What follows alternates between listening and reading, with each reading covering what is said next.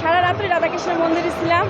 এই জায়গাতে আজকে ভোরবেলা সূর্যোদয়ের আগে গঙ্গা পুজো দিলাম, সবাই যেন প্রার্থনা করলাম, সবাই যেন সুস্থ থাকে, ভালো থাকে, হ্যাঁ এই কামনা করলাম। রাস উপলক্ষে এখানে পুণ্য স্নানের জন্য আসছি, যাতে ভগবান যাতে সবার মঙ্গল করে এবং আমার সকল পরিবারের, আমার স্বামী, বাবা মা, ভাই বোন সবাই যেন ভালো থাকে এবং সুস্থ থাকে এবং পৃথিবীর আরও সকল মানুষজন যেন সুস্থ থাকে, ভালো থাকে, এই কামনা করি, এই মঙ্গল কামনা করে এখানে এসেছি পুণ্য স্নান করতে এবং স্নান করে ফেলেছি যাতে ঈশ্বর যাতে সবার মঙ্গল করে, এটাই কামনা করি।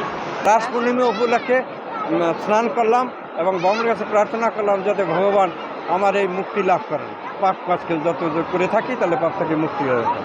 এখানে পুণ্য স্নানের জন্য আসছি, ঈশ্বরের কাছে প্রার্থনা যে মঙ্গল কামনার জন্য, তীর্থস্থান এটা, এর জন্য আসছি।